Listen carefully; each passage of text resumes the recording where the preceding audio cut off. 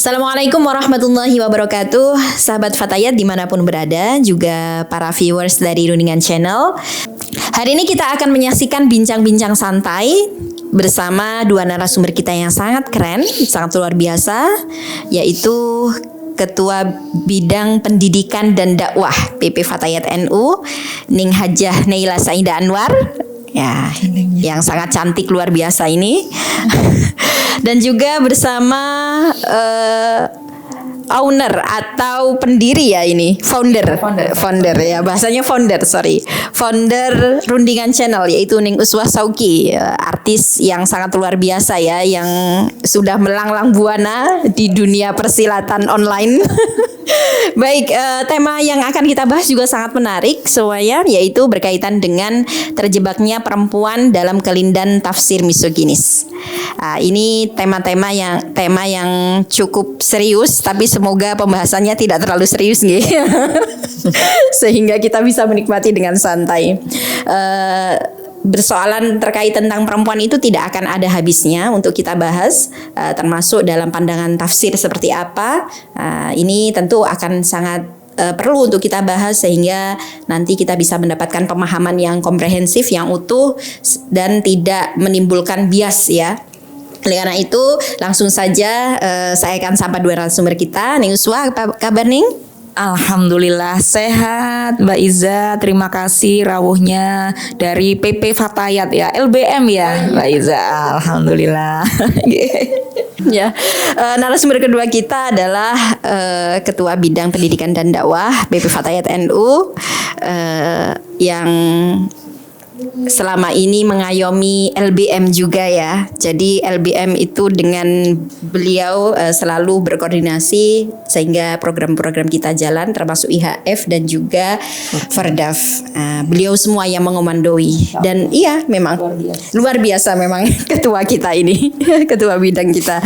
Baik, Daspundi kabarnya Bu Naila? Alhamdulillah sehat Mbak. Alhamdulillah sehat. Semoga Mbak Iza juga sehat. Iya, semoga sehat hati dan juga pikiran ya. Baik, berkaitan dengan tema ini, terkait tentang terjebaknya perempuan dalam kelindan tafsir misoginis ya. Sebenarnya apa sih narasi yang sering kita dengar selama ini terkait tentang perempuan ya, yang kemudian membuat perempuan itu merasa terdiskriminasi, perempuan itu merasa tersudutkan. Nah, itu bagaimana? Mungkin Ning Uswah bisa memberikan pandangannya. Oke, terima kasih. Sebenarnya banyak sekali narasi-narasi yang timbul di dalam masyarakat. Saya cantolin aja. Sebenarnya banyak sekali narasi yang timbul dalam masyarakat terkait dengan dalil-dalil, yang sebenarnya dalil itu kan memang ada, itu seharusnya itu untuk menjunjung tinggi martabat perempuan. Kita tahu bahwa ketika Al-Quran itu turun, apalagi kita setelah ini nuzulul Quran ya. Nuzulul Quran, memang di dalam nuzulul Quran itu Al-Quran itu turun melalui 3 tahap ya. Yang pertama dari Allah, kemudian di Lauhul Mahfuz, kemudian di Baitul Izzah, lalu kemudian turun secara berangsur-angsur kepada Rasulullah dan disebarkan kepada umatnya melalui malaikat Jibril. Dan turunnya Al-Quran yang berangsur-angsur ini, sahabat Izzah, itu merupakan respons dari Allah sendiri. Untuk apa? Karena melihat perempuan ini banyak diperlakukan secara diskriminasi. Contohnya saja di Jazirah Arab. Sebenarnya tidak hanya di Arab, di berbagai negara, di berbagai belahan negara itu banyak sekali terjadi ketidakadilan terhadap perempuan. Kita ambil contoh saja, tidak perlu daki-daki tafsir yang bagaimana, dari awal penciptaan perempuan itu juga banyak sekali hal-hal yang membuat perempuan itu merasa tersudutkan. Bagaimana di dalam sebuah hadis dikatakan bahwa perempuan itu tercipta dari tulang rusuk laki-laki begitu. Pada akhirnya orang-orang itu akan menganggap bahwa perempuan itu diciptakan dari tulang rusuk laki-laki. Makanya perempuan ini susah ya untuk diluruskan, itu susah. Kalau dipaksakan lurus itu nanti dia patah. Kalau dibiarkan dia nanti terlalu terlalu belok dan tidak ada yang meluruskan. Nah ini kan itu awal dari penciptaan saja sudah seperti itu. Padahal itu kan adalah makna yang konotatif. Lagi-lagi yang ditafsirkan secara misoginis oleh beberapa orang, dan itu membuat perbedaan yang sangat kentara sekali antara laki-laki dan juga perempuan, bahwa laki-laki itu makhluk sempurna, sedangkan perempuan adalah makhluk yang nomor 2 karena perempuan diciptakan dari tulang rusuk laki-laki. Begitu. Itu masih dari sisi perempuan penciptaannya. Padahal kan di dalam Al-Quran itu sudah dipangkas bahwa laki-laki dan juga perempuan itu kan min jinsin wahidin, dari jenis yang sama. Dari mana ya? Dari turab itu, turab yang kemudian nutfah, kemudian alaqah, kemudian mubghah, fakasawnal idhama lahma summa ansha'nu khalqan akhar, dan seterusnya. Padahal kan sama, laki-laki dan perempuan diciptakan dari tanah, sama dengan laki-laki begitu.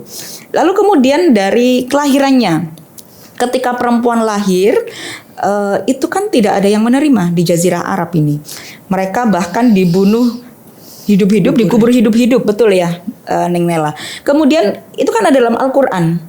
Akhirnya kan dikritisi sendiri oleh Rasulullah karena melihat pemandangan yang tidak elok. Kenapa kok laki-laki dibiarkan tumbuh dewasa, apalagi sampai diakikoi pada saat itu, sahabat Iza? Bagaimana pada saat itu ketika bayi laki-laki yang lahir itu diakikai, tapi pada zaman jahiliyah akikohnya itu bukan akikoh kambing, tetapi kerbau yang kemudian disembelih, dagingnya dipersembahkan untuk berhala, lalu kemudian darahnya itu dioleskan ke kepalanya bayi, lalu kemudian digantikan. Lah pada saat itu seperti itu. Sedangkan kalau bayi perempuan yang lahir, wa idza busyira ahaduhum bil untha dhalla wajhuhu musawwadda wa huwa kadhim. Mereka malu, mereka merasa hina karena merasa bahwa perempuan ini adalah bukan simbol dari keberanian. Kalau laki-laki simbol keberanian, simbol kegagahan, dan juga akan meneruskan terah keluarganya. Lalu kemudian perempuan yang lahir itu dikubur hidup-hidup. Itu masih dua hal. Itu bikin miris kan? Dan ternyata Al-Quran turun itu memangkas dua hal itu. Betapa kalau misalkan kita ini penafsirannya masih berpikir bahwa perempuan itu memang makhluk nomor 2 seperti laki-laki. Apa bedanya kita dengan orang-orang jahiliyah? Itu masih dalam koridor itu ya. Lalu kemudian kita beralih ke perempuan ketika remaja. Wa yas'alunaka 'anil mahid, ini sering sekali saya sampaikan bahwa perempuan dulu ketika masa jahiliyah, ketika masa pra-Islam, perempuan yang sedang menstruasi itu kan dikurung di gubuk menstruasi atau menstrual had. Lalu kemudian akhirnya banyak perempuan yang wafat karena diterkam binatang buas.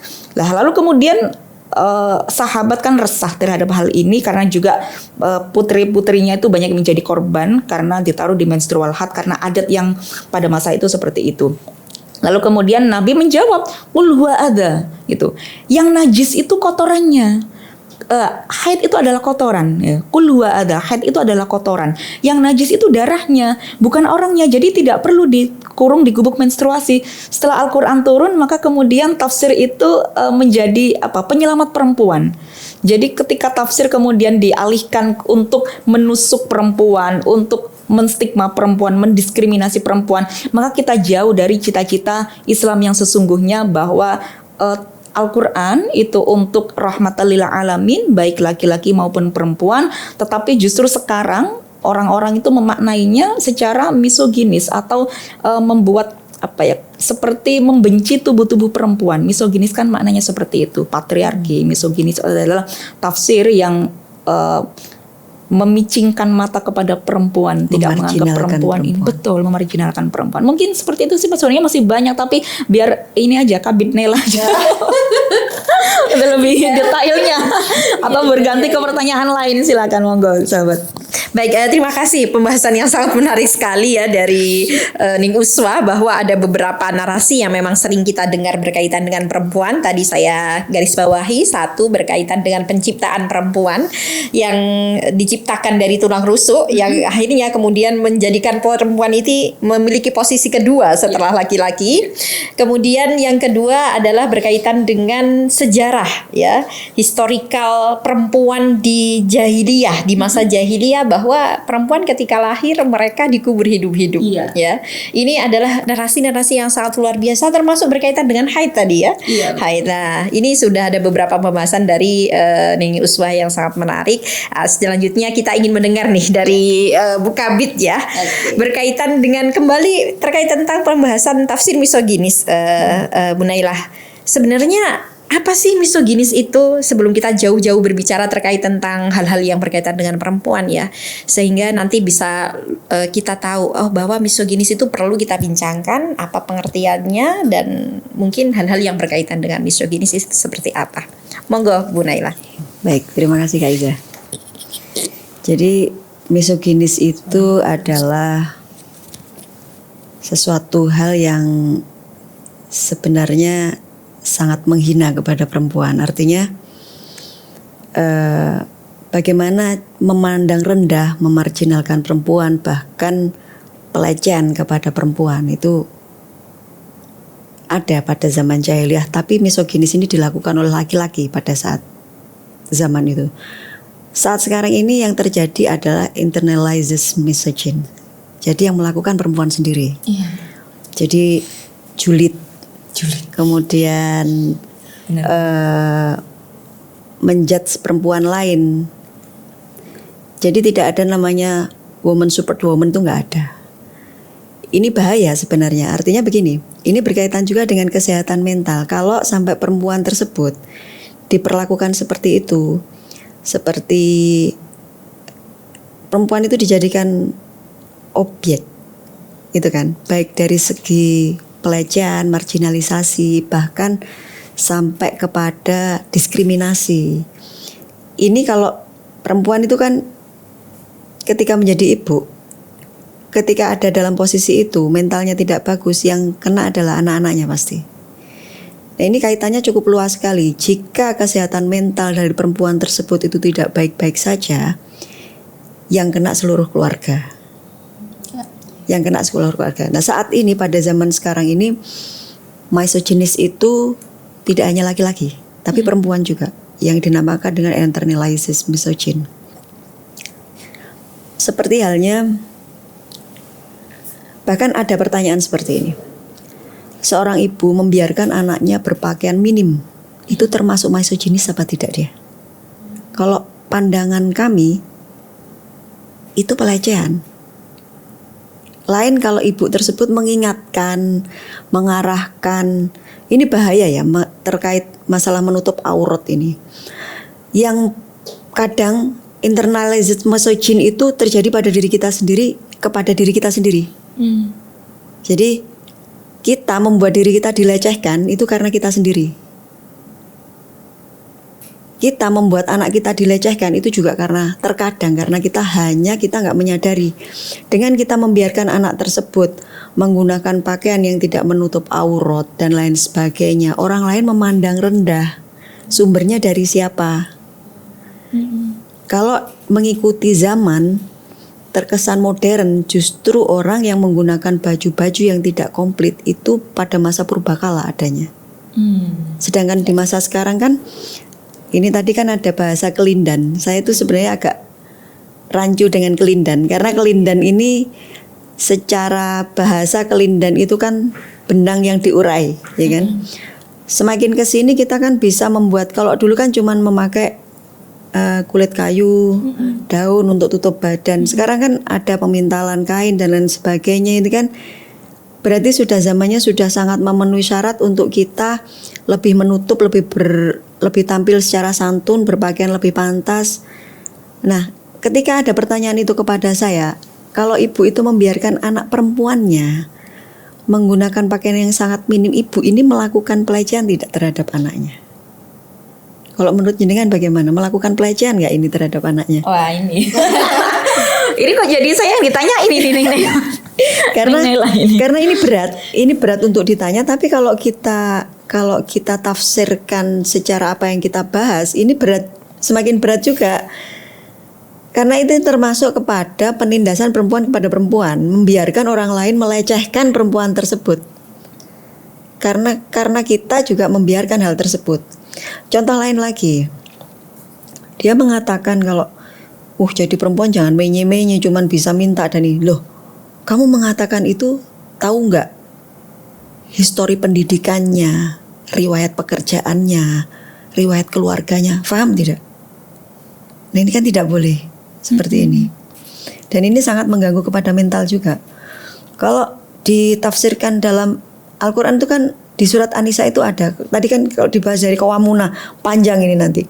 Tapi saya suka sekali dengan pendapatnya Habib Quraisyhab, bahwa beliau memandangnya secara kontekstual seperti ini. Yang pernah saya baca dan pernah saya dengar dari beliau itu begini. Laki-laki itu sifat kepemimpinannya adalah dalam hal berbagi tugas. Bagaimana dia bisa menempatkan diri sebagai pemimpin, penanggung jawab, pemberi kasih sayang, pemberi naungan kepada istri dan anaknya. Bagaimana kalau istrinya berbuat salah, entah ucap, entah sikap, jangan pernah membentak. Dudukkan istrimu, karena apa yang diucap dan lakukan istrimu adalah gambaran dirimu. Jadi kalau Habib Quraish, saya sukanya begini. Beliau menempatkan Qawamuna ini pada sesuatu yang sifatnya kontekstual. Jadi tergantung pada konteksnya. Ini laki-laki ini akan menjadi pemimpin di atasnya perempuan sesuai konteksnya. Pada saat perempuan dan anak-anaknya membutuhkan kasih sayang, dia penaung gitu loh. Pada saat anaknya membutuhkan imam, dia pemimpin di situ. Tapi tidak pernah lepas bahwa laki-laki tetap pemimpin buat perempuan, bukan penindas. Tapi kalau secara normatif akhirnya permanen, dia hanya memimpin, dia tidak ngapa-ngapain kan. Seperti itu mungkin Mbak Iza. Terima kasih. Iya. Ini menarik sekali ya pembahasan yang dibahas oleh Bu Naila ini, bahwa ketika seorang perempuan itu melakukan suatu tindakan, maka yang dilihat adalah pemimpinnya, yang dilihat adalah pasangannya, begitu ya. Dan terkait tentang makna qawwam tadi juga, bahwa tetap laki-laki itu sebagai pemimpin tapi juga pengayom, begitu nggih. Nah, selanjutnya ini Ning Uswah. Iya, berkaitan dengan misoginis ini, berkaitan dengan tafsir misoginis, tafsir-tafsir yang mungkin pada masa lampau penempatan perempuan itu sebagai subordinat ya dari laki-laki. Apakah tafsiran-tafsiran semacam itu harusnya bisa nggak sih kita ubah begitu? Atau penafsiran itu bersifat saklek kah? Atau bisa menyesuaikan gitu ya? Ini masih ada kaitannya dengan apa yang dibahas oleh Bu Naila ini tadi. Karena kalau Prof Quraish kan, wah ini sudah sangat luar biasa ya penempatannya begitu mungkin. Ya, terima kasih. Ketika banyak sekali dalil-dalil yang dibaca itu penafsirannya tidak sesuai dengan yang dicita-citakan oleh Al-Quran, mungkin kita bertanya, apa sih cita-cita dari Al-Quran itu? Cita-cita dari Al-Quran diturunkan itu tentu saja sebagai rahmat lil alamin. Itu kalau misalkan sebenarnya untuk kita melihat tafsiran ini misoginis nggak? Tafsiran ini adil nggak bagi laki-laki dan perempuan? Kita lihat apakah tafsiran ini itu ketika kita baca dengan literatur kita, itu apakah ada salah satu hal, ada salah satu itu berat sebelah. Kalau berat sebelah atau hanya menguntungkan satu pihak, sedangkan pihak yang lain dirugikan, maka ini tidak dicita-citakan oleh Allah atau dicita-citakan oleh Al-Quran sendiri ketika dia diturunkan. Nah, maka banyak sekali dalil yang kita baca itu ditafsirkan, bukan Al-Qurannya yang misoginis, bukan dalilnya yang misoginis, meskipun secara tekstual itu mungkin tampak seperti misoginis. Ini bedakan. Al-Quran atau teks dalam ayat dan juga hadis itu ada yang tampak seolah-olah misoginis, tetapi bukan itu yang diharapkan oleh Al-Quran. Pasti akan ada banyak hal sekali yang ingin di-cover oleh Al-Quran ketika ada teks itu gitu. Maka contoh saja nih di dalam surah Al-Baqarah itu kan ada penceritaan tentang bagaimana ketika Adam diciptakan, lalu kemudian ada Ibu Hawa, lalu kemudian sampai pada bagaimana keduanya ini dikeluarkan dari surga. Itu kan kita dengar tafsir-tafsir yang Israiliyat itu kan dikatakan bahwa ketika Adam itu digoda oleh iblis, iblis tidak mau. Lalu kemudian ganti, iblis itu menggoda Ibu Hawa, lalu kemudian Ibu Hawa mau, begitu kan? Itu yang kita dengar selama ini ya. Akhirnya apa? Stigma itu kembali kepada perempuan, bahwa perempuan itu adalah penggoda, Penghancur. perempuan itu adalah penghancur dan lain sebagainya. Padahal ketika kita lihat sendiri di dalam ayat Al-Qur'annya, itu tidak ada sama sekali kata-kata yang merujuk kepada iblis itu menggoda Ibu Hawa, lalu Ibu Hawa itu menggoda Adam. Nah itu dalilnya sendiri, fa'akala. Itu tasniyah, dua-duanya makan. Fa'akhrojahuma, dua-duanya. Bukan fa'akhroja Adam summa Hawa, atau fa'akhroja Hawa summa Adam. Tidak begitu. Fa'akhrojahuma. Kemudian fa'azallahuma syaitanu anha. Jadi dua-duanya itu digoda. Fa'azallahuma syaitanu anha fa'akhrajahuma mimma kana fi. Dua-duanya makan, dua-duanya digoda, dua-duanya diturunkan dari surga di bumi. Itu tafsir yang masih nenek moyang kita, Adam dan juga Hawa. Ada banyak sekali tafsir-tafsir itu yang seharusnya, ini kan tadi pertanyaannya, bisa nggak sih kita ubah? Kita tidak bisa mengubah. Tetapi kita bisa, kalau saya suka dengan kata-katanya Bulis Markus, kita bisa merebut tafsir dalam tanda kutip. Jadi tafsir Al-Quran dan juga hadis yang ditafsirkan secara misogini, secara patriarki, secara maskulin, itu bisa kita rebut agar itu bisa menjadi tafsiran yang rahmatan lil alamin. Ya, bagaimana ketika ada salah satunya nih, ada dalil yang mengatakan bahwa, ini saya pernah debat ini dengan teman saya, seorang kiai, yang beliau menyampaikan sebuah hadis bahwa nanti itu ketika di dalam neraka itu banyak sekali penghuninya dari kalangan perempuan. Gitu. Lalu saya mengatakan, loh, perempuan itu masuk neraka itu karena dia perempuan atau karena perbuatannya? Bukankah di dalam hadis itu ada lanjutannya, memang Nabi ketika Isra Mi'raj kemudian beliau bertanya kepada malaikat, kenapa kok di dalam neraka ini banyak sekali kaum perempuan? Lalu kan ada jawabannya, mereka masuk neraka karena mereka suka melaknat suaminya, begitu. Jadi mereka ini masuk neraka karena perbuatannya, bukan karena dia perempuan. Lah ngapain Allah menciptakan perempuan yang nanti tujuannya nanti dimasukkan banyak di neraka? Kan tidak seperti itu. Inilah yang berusaha kita menuhin. Ini yang berusaha kita rebut. Kita merebut tafsir itu bahwa kita tidak berhenti di situ. Ayat kan tidak berhenti di situ. Bagaimana Al-Quran juga membahas ayat tentang poligami, itu yang kemudian ditafsirkan oleh banyak orang, nggak banyak lah, sedikit orang, bahwa poligami adalah sunnah. Ditafsirkan bagaimana ketika di dalam dalil itu dikatakan fangkihu ma qabalakum minan nisa'i matsna wa thulatsa wa ruba'. Tapi mereka hanya berhenti di situ. Lalu kemudian mereka mengambil kesimpulan bahwa Nabi juga poligami. Lalu kemudian bahwa ketika orang pada zaman now poligami itu sama dengan mengikuti jejak Nabi, ittiba kepada jejak Nabi. Tetapi kenapa yang tidak ditiru adalah Nabi sholat sampai bengkak? Kenapa yang ditiru yang enak-enak aja, yang nikah banyak begitu?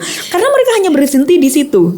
Berhenti di situ, kita tidak perlu membahas yang tentang double movement, teori double movement atau teori hermeneutik yang harus kita melihat asbabun nuzulnya terlebih dahulu, lalu kemudian kita tarik di konteks zaman now. Tidak seperti itu dulu.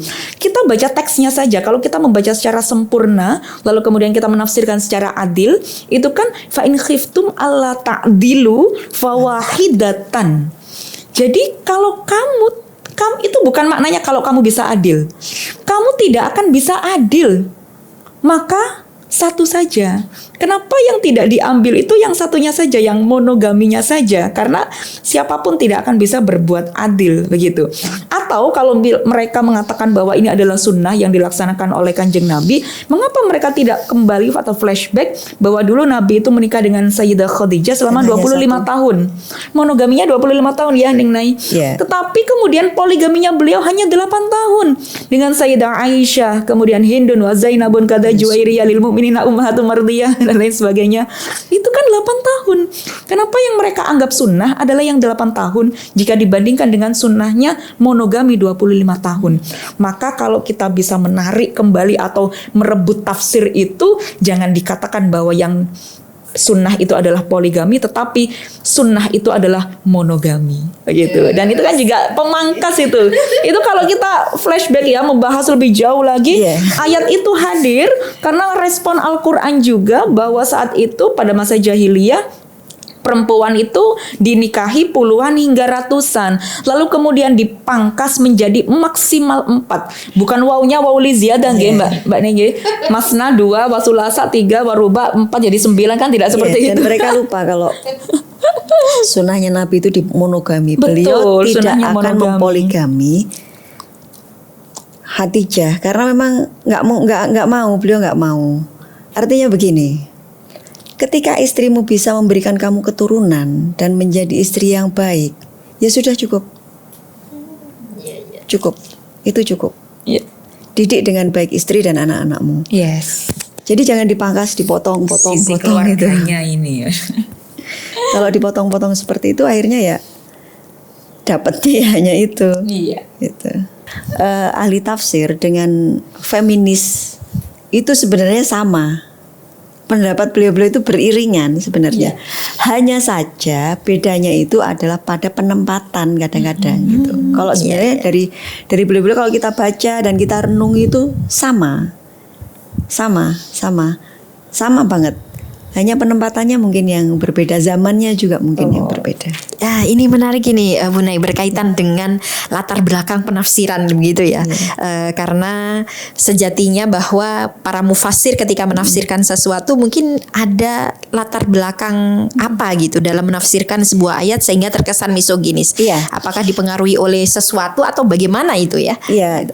Beberapa penafsir itu menafsiri karena pada zamannya dia melihat bagaimana perempuan di sekitarnya itu ditindas dan lain sebagainya. Akhirnya beliau menafsiri dengan cara yang itu tadi yang lebih normatif. Tapi ketika salah satu penafsir tersebut itu seperti Al-Hawa itu kan lingkungannya adalah perempuan-perempuan yang tunduk kepada suami, gitu kan. Tunduk kepada suami. Jadi dia menafsirinya bahwa perempuan itu ya harus tunduk kepada suami. Perempuan itu ya harus seperti ini, nggak boleh begini, nggak boleh begitu. Beda dengan Syauqi dan Asyawali, nggak sama. Mereka hidup di masa-masa yang mana perempuan itu berkembang dengan sangat baik dalam pendidikan, dalam ekonomi. Kalau ngobrol, perempuan di zamannya beliau itu yang diobrolkan adalah bagaimana pendidikan anaknya, bagaimana cara memajukan pendidikan anak, bagaimana bersikap dengan suami, bertetangga. Sudah beda lagi. Tapi sebenarnya intinya sama. Intinya tetap satu, nurut sama suami. Tidak durhaka kepada suaminya. Itu sebenarnya intinya sama. Hanya penempatannya yang berbeda. Jadi hasil produk tafsir itu juga dipengaruhi dengan kondisi sosial kondisi saat sosial. itu ya, gitu. Betul, Bagaimana seorang mufassir hidup di zaman itu sehingga pada dasarnya penafsiran yang dilakukan itu sesuai pada zamannya. Sama kayak seperti Habib Quraisy kan lebih terbuka. Karena beliau sangat kondisi lingkungan dan zaman beliau itu sangat mempengaruhi. Dan cara beliau menafsirkannya sendiri pun juga sangat lebih luas. Artinya memberi peluang. Beliau tahu bahwa Nabi Muhammad diturunkan salah satunya adalah untuk memperbaiki sikap kepada perempuan. Oke, baik, untuk memuliakan perempuan tersebut. Sampai kemudian salah satu sahabatnya yang dulu pernah melakukan hal tersebut pun benar-benar mempunyai penyesalan sampai meninggalnya. Oh iya. Artinya begini berarti bahwa selama ini yang kita ketahui Al-Quran itu sholihul kulli zaman wal makan kan begitu. Itu Al-Qurannya memang benar gitu. Kadang penafsirannya saja yang kurang sesuai dengan zamannya begitu ya. Termasuk juga latar belakang mufassir. Apakah dari sosok yang seperti apa beliau hidup dan lain sebagainya. Ini menarik untuk kita bahas. Saya ingin menggali lebih dalam lagi berkaitan dengan ketaatan seorang perempuan kepada suami. Ya, Ya. terkait dengan qawwam tadi masih ada ini. Ini dari dua-duanya saya ingin dari dua. Ketaatan perempuan kepada suaminya itu sebenarnya sejauh mana sih perempuan itu harus patuh kepada suaminya gitu? Apakah ketika Kita memang dulu siapa dulu? Iya. apakah kemudian ketika iya. Ini kan akhir-akhir ini kita sudah melihat banyak sekali perempuan-perempuan yang aktif di luar ya. Iya. Nah, ini kalau seperti itu apa bisa dikatakan sebagai seorang perempuan yang masih dalam patuh kepada suami kah atau seperti apa mungkin Kondisional ya. Ya. Kondisional begini. Artinya begini. Ada tipikal suami yang saklek. Artinya saklek itu kamu perempuan di rumah. Udah nggak usah ngapa-ngapain di rumah aja. Saya nafkahi. Kamu minta apa saya cukupi semua saya cukupi. Udah nggak usah bertetangga, nggak usah ini, ada jenis seperti itu, ada makhluk begitu itu ada. Makhluk begitu. Tapi ada jenis suami yang contoh kecil suami kami, bukan kami berdua ya, suaminya dia dan suami saya, maksudnya suami saya sendiri dan suami dia sendiri. Itu tipikal yang begini, memberi pertimbangan. Ini menjadi prioritas utama apa tidak? Bisa diwakilkan apa tidak? Anak-anak bagaimana? Intinya selama kondisi anak-anak dan rumah baik-baik saja, beliau pasti mengizinkan. Dan soal kepatuhan bagaimana mutlak? Kalau menurut saya itu mutlak selama tidak kepada hal yang melanggar syariat. Itu. Jadi selama itu tidak melanggar kepada sesuatu yang bersifat syariat, it's okay. Tapi yang namanya suami pasti akan memberikan pertimbangan karena memang sudah watak seorang laki-laki itu saya raja gitu. Saya raja. Bagaimana perempuan bisa menjadi ratu yang baik untuk rajanya? Jadi menjadi raja yang baik itu adalah mengayomi ratunya, menjadi ratu yang baik adalah mendampingi rajanya.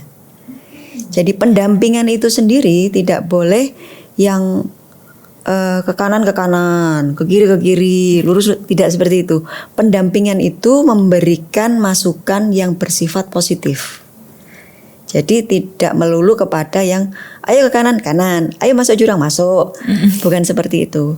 Begitu juga dengan kaum laki-laki, menjadi pemimpin, menjadi raja, tidak hanya yang turuti perintah saya, tidak begitu. Contoh kecil aja. Kesualayan. Mas boleh nggak beli ini? Iya. Yang dibeli kecil kan? Kecuali kalau bilang gini, Mas itu ada mobil ayo dibeli sekarang. Berhak suami itu menegur. Karena terkadang nggak masuk akal gitu. Terkadang nggak masuk akal. Harus diarahkan. Jadi namun pengarahannya harus dengan cara yang lembut karena tulang rusuk itu kalau dikasar patah. Iya, tadi. Iya, patah. Kalau dibiarkan pun akan bongkok akhirnya. Dan kalau sudah bongkok itu nanti akan lebih sulit untuk dibawa lebih luas lagi. Ayo lurus sulit, ayo belok kanan sulit, belok kiri sulit. Jadi harus halus. Ya digandeng aja ajak pergi. Pasti pergi kok. Gandeng pergi. Jadi kalau ketaatan kepada laki-laki itu mutlak selama itu tidak melanggar syariat dan selama itu tidak melanggar ruang-ruang perempuan. Artinya melanggar ruang-ruang perempuan begini. Harus ada pembicaraan. Saya butuh bergaul dengan cara yang seperti ini. Saya masih butuh lingkungan yang begini. Insya Allah itu akan baik-baik saja sih. Artinya bicara komunikasi itu penting gitu. Oke. Nggak bisa langsung menanggapi ya jadinya. Iya.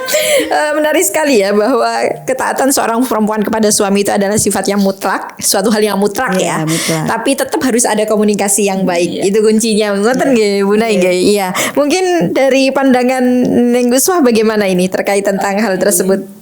Dia deg-degan ini. Oke. Kayaknya saya agak berbeda ini dengan Ibu Kabit ya. Maaf ya. Kalau nggak gini nggak seru ya. Memang sengaja dibuat beda. Iya, harus dibikin berbeda ini.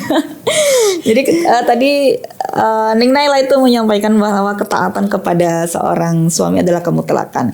Memang itu yang memang ada di masyarakat kita selama ini, bahwa ketaatan mutlak itu kepada laki-laki. Itu kan mungkin yang digunakan dalil oleh sebagian besar orang adalah kalimat yang tadi juga disampaikan oleh Ning Naila, ar-rijalu qawwamuna 'alan nisa Tapi kan tidak berhenti di situ juga. Bima faddalallahu ba'dahum 'ala ba'd gitu. Wa bima anfaqu min amwalihim, lalu kemudian kan ini dalil ketaatan perempuan kepada laki-laki ya. Fasholihatu qanitatun hafidhatul lil ghaibi bima hafidallah gitu. Dan kemudian disusul dengan ayat tentang nusyuz, wallati takhafuna nusyuzahunna fa'iduhunna wahjuruhunna fil madaji wadribuhun. Ini bisa kita urai sedikit ya. Sedikit apa panjang ya nanti? Sedikit aja. Saya takut ini ada LBM Abu Kabit ini. Jadi mungkin kalau kita kupas sedikit ya, kita kupas satu per kalimat ya. Kalimat adalah kata kalau dalam bahasa Arab. Kalimat ar-rijalu. Ar-rijalu itu kan berbeda dengan, memang kita biasanya mengartikan adalah laki-laki begitu. Padahal di Al-Qur'an untuk menyebut kata laki-laki dan perempuan tidak hanya rijal, tetapi ada yang disebut dengan adzakar gitu ya. Lidzakari mislu hadzil unsayain. Lah, ketika di dalam ayat waris itu kan jelas pembagiannya, lidzakari mislu hadzil unsayain. Atau kalau misalkan ketika ibunda Maryam melahirkan, ketika hamil kemudian dia bernazar, jika laki-laki akan aku taruh dia di mihrab untuk berbakti kepada Tuhan begitu. Lalu ternyata yang lahir adalah perempuan. Padahal lalu kemudian ada dalil dalam surah Maryam itu, padahal laki-laki itu berbeda dengan perempuan. Itu dalilnya apa? Saya lupa. Walaisa dzakaru kal unsa, begitu kan? Lah, ini kan kita berbeda. Dzakar, unsa. Dzakar itu laki-laki juga, pada kalimat lain disebut dengan rijal. Perempuan itu nisa, pada kalimat lain di dalam Al-Qur'an disebut dengan unsa. Lah, ini apa yang membuat berbeda antara laki-laki dan perempuan? Kalau tadi Ibunda Maryam mengatakan walaisa dzakaru kal unsa, laki-laki tentu berbeda dengan perempuan. Tuhan, ini bagaimana? Anak saya perempuan gitu. Ini maknanya adalah unsa itu jenis kelamin yang mana memang sesuai dengan jenis kelaminnya gitu. Berbeda dengan nisa ya. Kalau tadi juga disampaikan lidzakari mislu hadzil unsayain gitu, bahwa laki-laki itu kan di dalam waris itu 2 kali lipat daripada perempuan. Dzakar itu memang laki-laki sesuai dengan jenis kelaminnya. Tetapi berbeda ketika memaknai kalimat rijal. Menurut Profesor Zaitunah dan juga Prof Nasaruddin Menakita, rijal itu tidak hanya dimaknai laki-laki, tetapi rijal ini adalah konstruksi gender. Jadi rijal ini bukan laki-laki dalam pengertian yang jenis kelaminnya laki-laki, dia mempunyai penis, tidak, tetapi laki-laki dalam struktur sosial. Bagaimana rijal ini memiliki sifat mengayomi, kita dari yang disampaikan oleh Ning Nela, sifat mengayomi, melindungi, membiayai, mengcover seluruh kebutuhan keluarga. Bagaimana dia juga menjadi teladan yang ku anfusakum wa ahlikum naro, itu dimiliki oleh rijal.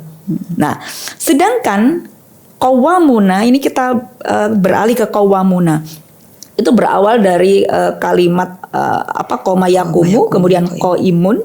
Itu adalah maknanya itu kan seseorang yang berdiri tegak begitu kan. Lalu kemudian disigot mubalaghahkan menjadi qawwamuna. Berarti apa kalau disigot mubalaghahkan? Menjadi benar-benar seseorang yang harus settle gitu, baik secara perekonomian, secara mental, secara fisik dan kekuatan yang ada di dalam dirinya. Itu qawwamuna. Maka rijal itu umumnya memiliki sifat qawwamuna. Terhadap siapa? Alan nisa. Nisa ini memang dimaknai secara tekstual adalah perempuan. Tetapi nisa itu juga dimaknai lawan dari rijal. Artinya seseorang yang lemah, tidak memiliki kekuatan, tidak berdaya, yang harus dilindungi, dia adalah menjadi objek dari rijal. Itu. Jadi rijal itu tidak harus laki-laki. Laki-laki yang tidak memiliki sifat mengayomi, tidak memiliki sifat melindungi, tidak memiliki sifat mengcover seluruh kebutuhan keluarganya, dia tidak bisa menjadi rijal. Bahkan perempuan yang dia dengan sifat-sifat perkasanya, dengan sifat dia mengayomi keluarganya, dia sifat melindungi keluarganya, dia bisa menjadi rijal. Lah maka ar-rijalu ini maknanya orang yang memiliki kekuatan itu harus melindungi orang yang tidak memiliki kekuatan. Orang yang memiliki power harus melindungi orang yang tidak memiliki power.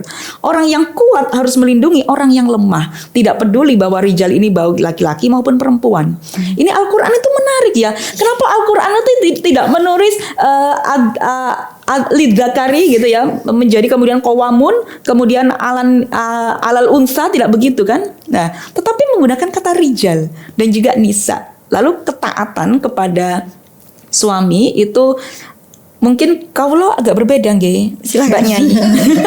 Kalau tadi Neng Naila mengatakan bahwa ketaatan kepada laki-laki adalah mutlak. Kita mengingat bahwa di dalam sebuah Bukan hadis laki-laki ya, kepada suami. Oh ya, suami.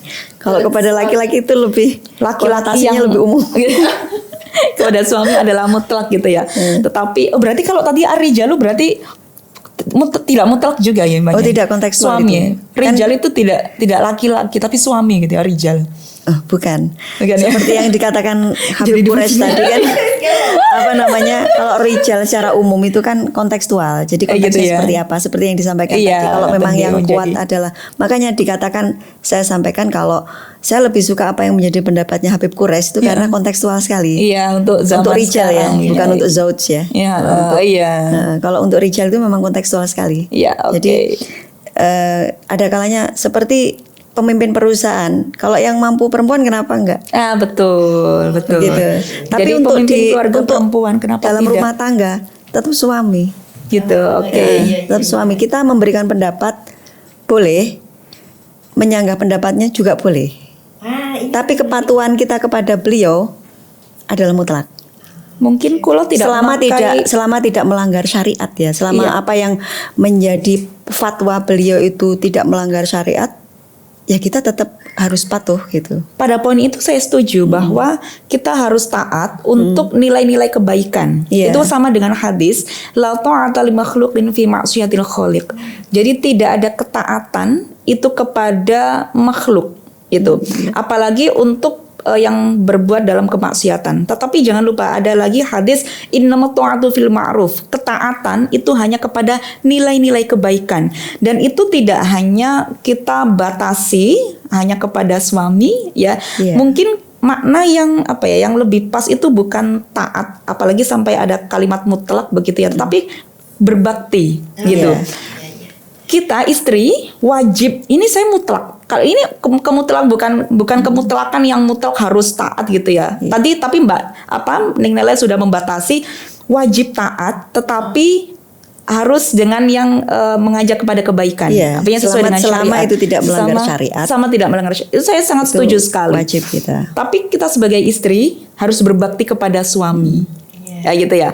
Meskipun suami kita adalah orang yang itu melanggar syariat. Artinya apa? Berbakti tetap berbuat baik gitu, sambil mengharapkan dia ada perubahan dari yang baik. sifat-sifat keburukannya. Tapi kalau taat tidak. Tentunya ketika seorang suami memerintahkan kita untuk tidak boleh memakai jilbab, itu kan tidak perlu kita taati. betul. Tidak taat. Mungkin bahasanya Mbak Ne lebih ekstrim ya, taat mutlak kepada Pertanyaannya Iya, begitu. iya. Ya kan tidak seperti itu. Kalau saya lebih sama dengan orang anak itu bukan wajib taat kepada kedua orang tua, tetapi anak itu wajib berbakti. Meskipun orang tuanya adalah orang tua yang fasad, orang tua yang fasik, dia tetap wajib berbakti, tetapi tidak wajib taat. Gitu. Guru dengan murid begitu kan, atau kiai dengan santri wajib berbakti kepada kiai, kepada bunyai, kepada pesantren. Tetapi tidak wajib taat ketika ngapunten dengan banyaknya kasus-kasus itu tidak wajib untuk taat karena itu melanggar syariat begitu. Pada poin yang kita wajib berbuat baik ya, kita wajib taat. Asalkan tidak sampai melanggar syariat, itu saya setuju. Tapi kalau ketika ada kata mutlak, itu saya tidak setuju. Ya tadi kan sudah saya sampaikan, ketaatan kepada suami itu mutlak selama tidak melanggar syariat. Iya, para koridor. Karena pertanyaannya ketaatan kepada suami ya mutlak selama tidak melanggar syariat. Tapi kalau sudah menjurus kepada itu kita nggak wajib taat. Kalau berbakti memang iya berbakti. dengan sambil berdoa. Beda antara pertanyaan berbakti dan taat itu berbeda. Terima kasih sudah dijelaskan. Karena pertanyaannya kan taat kepada suami. Kalau taat itu mutlak selama tidak Iya. syariat. Tapi kalau berbakti itu harus dengan kita tetap berdoa kepada Allah. Karena Quran itu tidak bisa loh dibantah. Artinya begini, apapun yang ada di dalam Al-Quran itu berjalan kalau kita mau merenungi satu persatu itu dari zaman ke zaman yang kita lalui itu ada semua sebenarnya. Baik jawabannya, persoalannya ada. Sekarang kayak gini, kita membaca Al-Fatihah itu tamna wa dzabirrob. Iya, Al-Fatihah itu tamna wa dzabirrob. Kita membaca Fatihah, hilang itu murkanya Allah. Itu sudah dikatakan. Yasin, tamna wa asol kiamah, haus di hari kiamat itu hilang. Kayak kita membaca Al-Falak, tamnau hasadul hasidin. Iya kan? Iya, benar. Kenapa kita waktu mau sholat kita diminta untuk membaca, disunahkan membaca Anas, tamnaul waswas.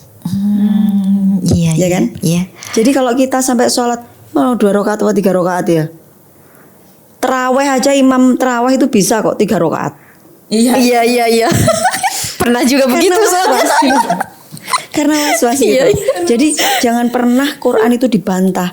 Janji yang paling pasti itu janjinya Allah. Iya. Tinggal kita aja bagaimana cara menafsiri dengan bijaksana. Artinya jangan dipotong-potong. Kalau dipotong-potong yang diambil ini sunnah ini. Kayak tadi. Iya kayak tadi itu akhirnya yang diambil ya yang enak-enaknya aja. Iya. Kayak kalau kita ngapain kamu baca Al-Kautsar, baca surat Al-Kautsar loh. Surat Al-Kautsar itu sesuatu yang sangat kuat untuk mencegah yang namanya perselisihan antar keluarga, antar teman. Itu kuat banget. Kenapa? Makanya salah satu imam itu ada mengatakan kalau ada hujan yang paling lebat itu adalah hujan yang adalah tempat berdoa yang mustajab. Ketika hujan, baca doa, baca Al-Kautsar 3 kali. Kobil tuh. Iya, kebilna. Bukan dari saya. Iya. Mungkin sudah ya cukup pembahasan ini berkaitan dengan ini karena cukup panjang biar bisa beralih kepada pertanyaan-pertanyaan yang lainnya. Ini yang dapat banyak IHF ini. Oh iya, nggak apa-apa. Ini ya. Yang dapat banyak akhirnya. Iya, benar. Melanjutkan tadi berkaitan dengan pembahasan terkait tentang ya beda ya antara bakti dan juga taat ya itu. beda.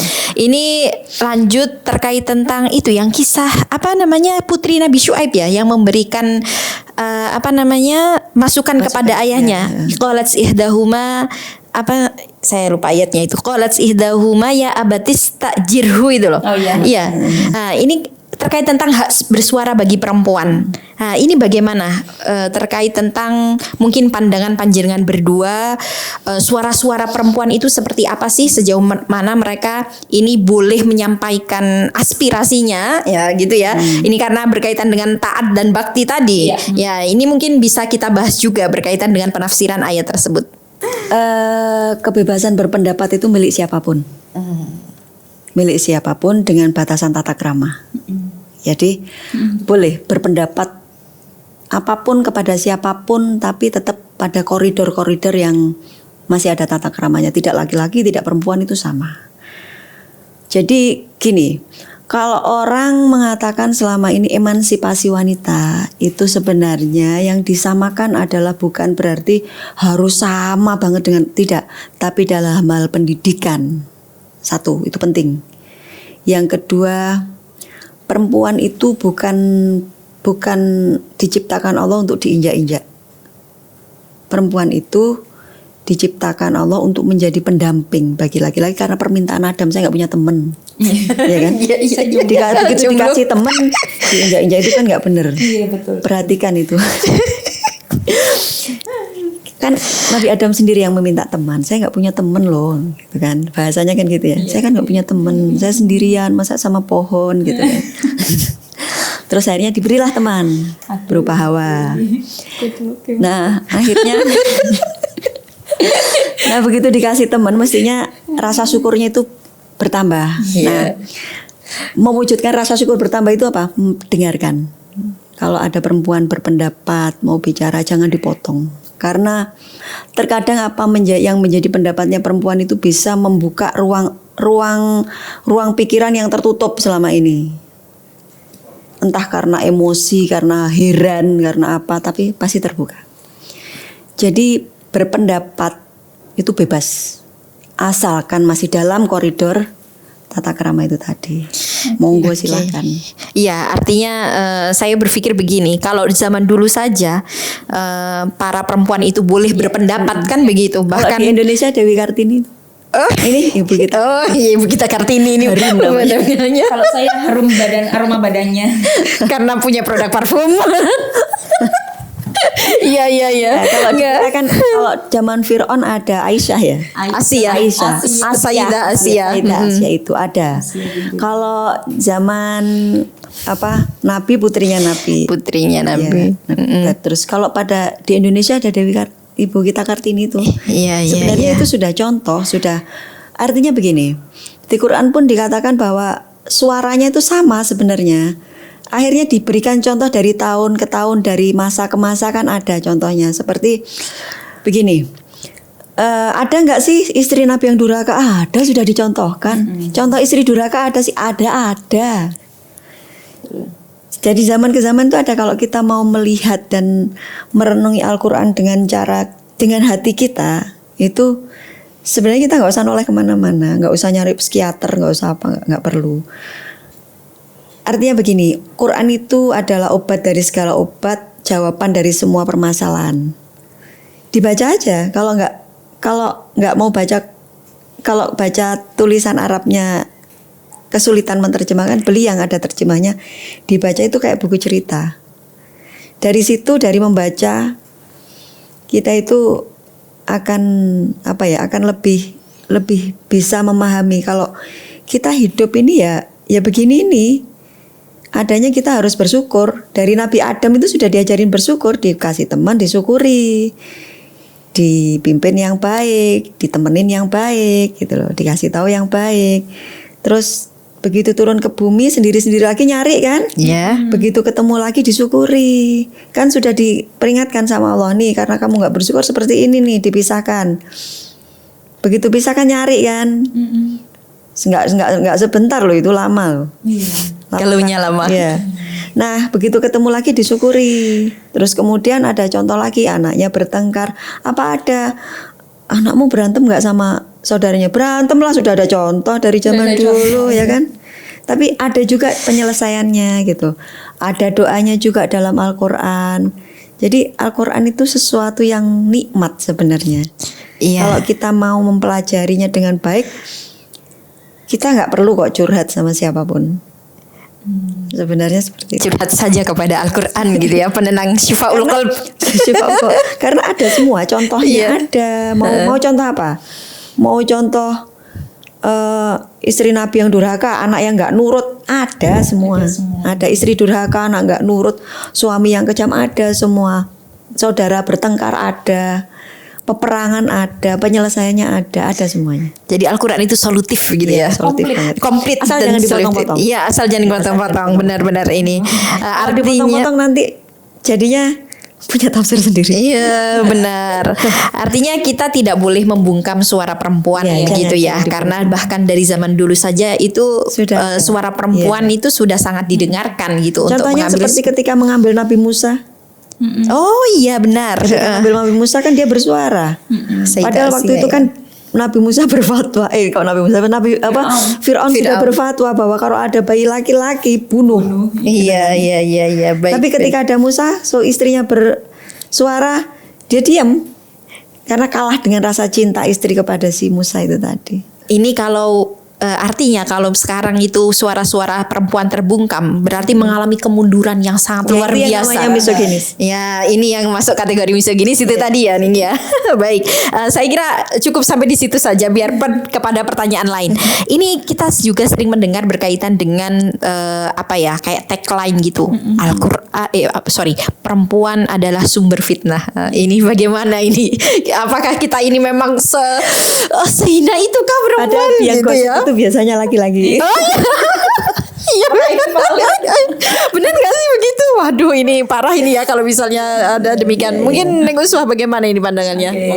Fitnah itu apa sih? Orang kan fitnah itu jatuhnya ke al-fitnatu asyaddu minal qatl gitu kan, atau kata-kata yang diungkapkan seseorang yang itu tidak sesuai dengan yang sebenarnya. Itu orang yang tahu kan begitu fitnah, maka sampai ada banyak sekali perempuan menjadi sumber fitnah. Lalu kemudian ada hal-hal lain. Padahal kalau kita sendiri menafsir kalimat ya fitnah itu merupakan banyak sekali. Fitnah itu artinya banyak. Fitnah itu ada yang bermakna ujian gitu ya. Contohnya innama amwalukum wa auladukum fitnah gitu. Bagaimana hartamu, anakmu itu menjadi fitnah atau ujian bagimu. Jadi fitnah itu bukan dimaknai sebagai ucapan yang itu kalimat yang tidak sebenarnya kepada seseorang. Dan tak lainnya bahwa perempuan itu sebenarnya masih ada lanjutannya nih. Itu ada yang nyempil, yang kurang di situ. Perempuan bukan sumber fitnah gitu. Gitu. Sebenarnya kalau kita melihat ya, yang menjadi sumber fitnah itu tidak hanya perempuan. Seluruh hal yang ada di dunia ini seperti zuyyina linnasi hubbus syahawati minan nisa wal banin wal qanatiril muqantarati minadz dzahabi wal fiddati wal khailil musawwamati wal an'ami wal harth dzalika mata'ul hayatid dunya. Ada beberapa keindahan-keindahan di dalam dunia itu yang menjadi sumber fitnah. Harta menjadi sumber fitnah, anak menjadi sumber fitnah, istri atau suami menjadi sumber fitnah. Segalanya itu menjadi sumber fitnah ketika kita tidak bisa memaksimalkan apa yang menjadi kemaslahatan pada seseorang tersebut. Jangan dikata perempuan itu sumber fitnah. Pada akhirnya itu kita kembali lagi kepada tafsir yang pada zaman dahulu.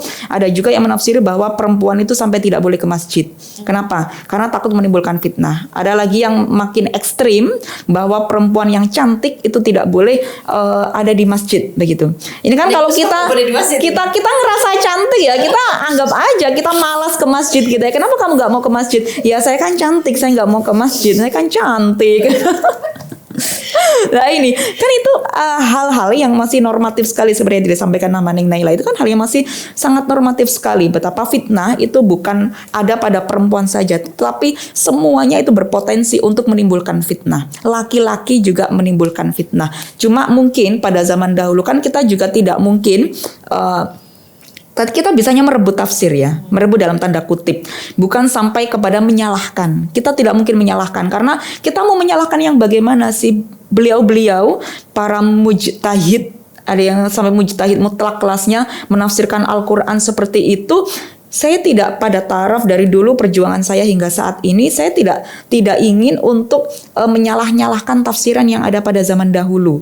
Karena tafsir itu hadir pada zamannya, begitu. Seperti disampaikan sama Neng Nela, tafsir itu hadir pada zamannya. Keadaan pada saat itu makanya kan sampai ada Uqudul Lujen yang ditulis oleh Syekh Nawawi Al-Bantani. Itu kenapa? Karena pada saat itu perempuan-perempuan ini kan diteliti oleh para ulama setelah Syekh Imam Nawawi. Kenapa Syekh Imam Nawawi itu seolah-olah menulis kitab yang membuat perempuan itu menjadi seperti robot. Perempuan itu menjadi objek seks. Perempuan itu hanya wajib taat gitu ya, taat mutlak tanpa ada pembatasan yang tadi disampaikan Neng Naila. Bahkan kan di Uqudul Lujen itu disampaikan, ini berbeda dengan pendapatnya Neng Naila. Tadi kan Neng Naila membatasi bahwa taat itu boleh dan wajib, tapi untuk yang dalam koridor syariat gitu.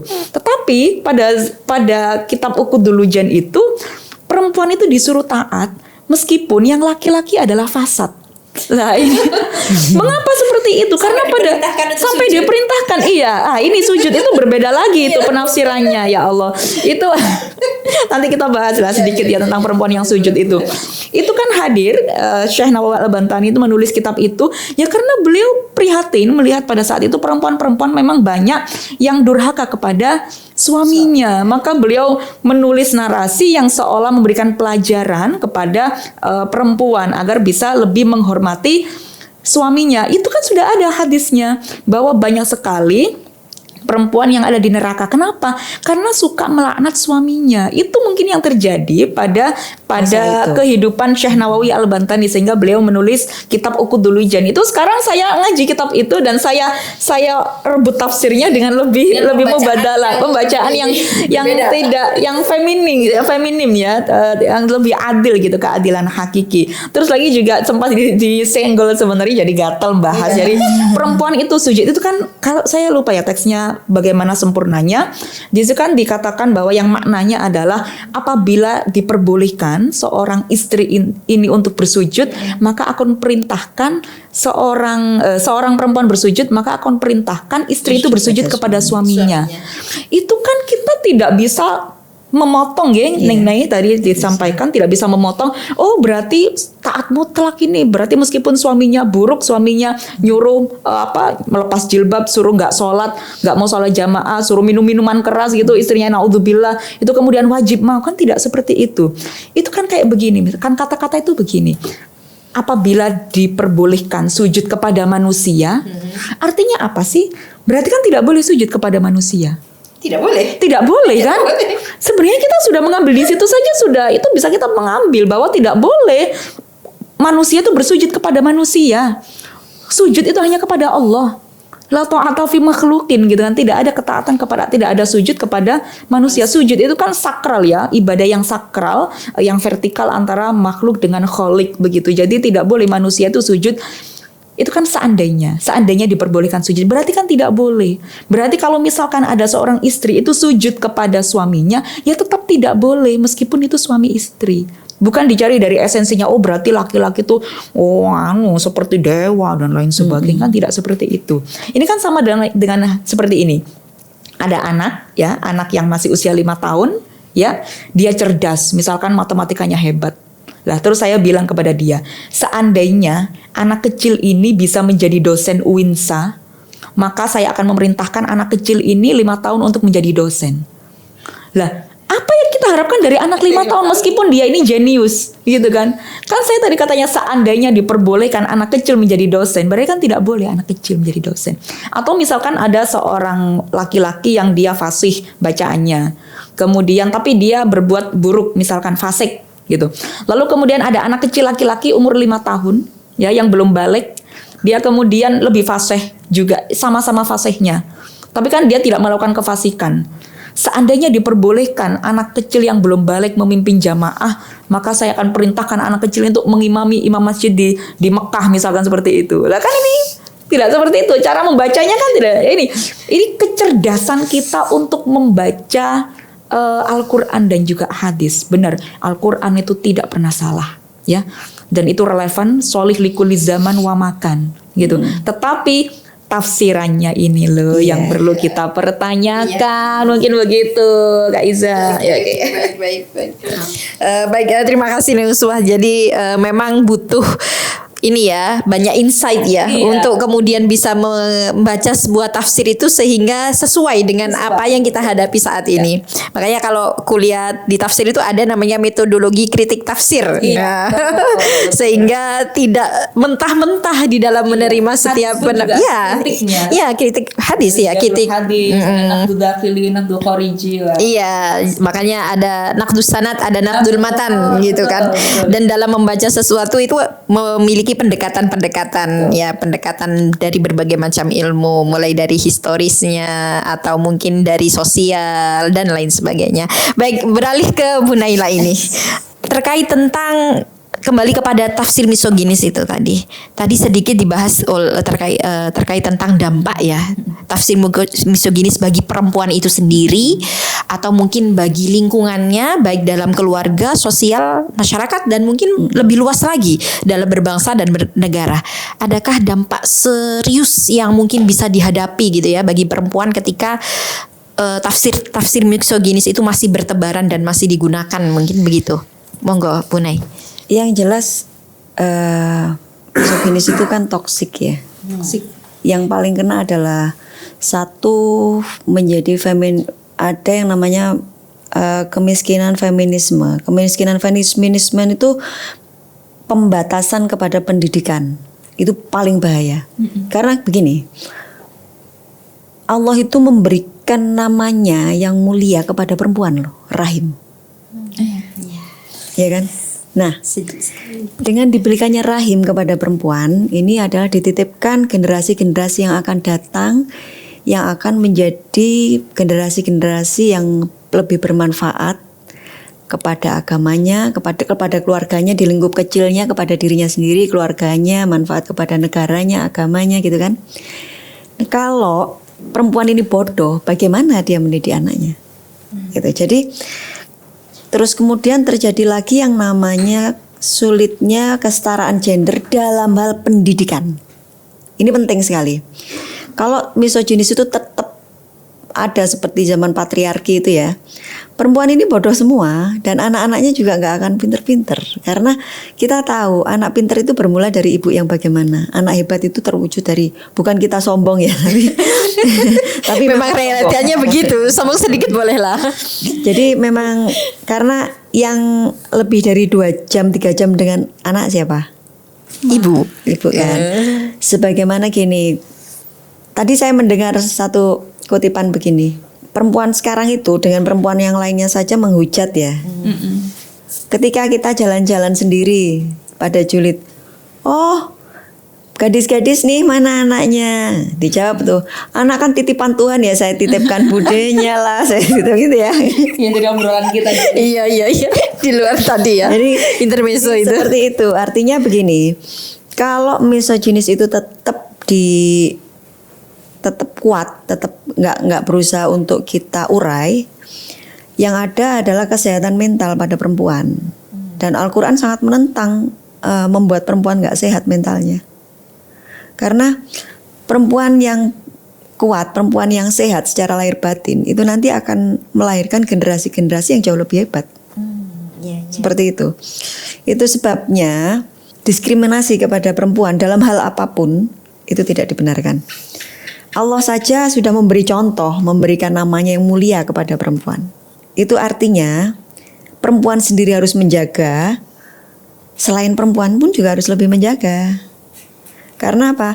Karena ada sesuatu yang dititipkan oleh Allah yang akan menjadi tempat generasi ke depan yang harus kita didik, harus kita bimbing, harus kita bina dengan baik, kita lindungi dengan baik, kita berikan sesuatu dengan yang baik. Jadi jangan disia-siakan. Melecehkan sekali itu saja merusak masa depannya jauh ke depan. Artinya tahun ini dilecehkan sekali, ini belum tentu setahun ke depan sembuh. Lama masanya. Seperti halnya begini, misalkan seorang perempuan ketika sudah menikah, terus kemudian suaminya berbuat tidak benar dengan perempuan lain, ini sakitnya lama.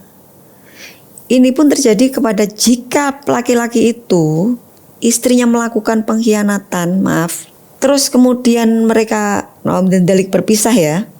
berpisah, kemudian sama-sama sudah punya pasangan, tapi si perempuannya ini masih tetap mencoba untuk baik. Kalau si laki-lakinya ini bersikukuh nggak baik, ini kita nggak bisa untuk meminta yang baik, nggak bisa karena sakitnya itu, sakit dilecehkan itu luar biasa. Itu laki-laki aja sebegitu sakitnya, bagaimana perempuan?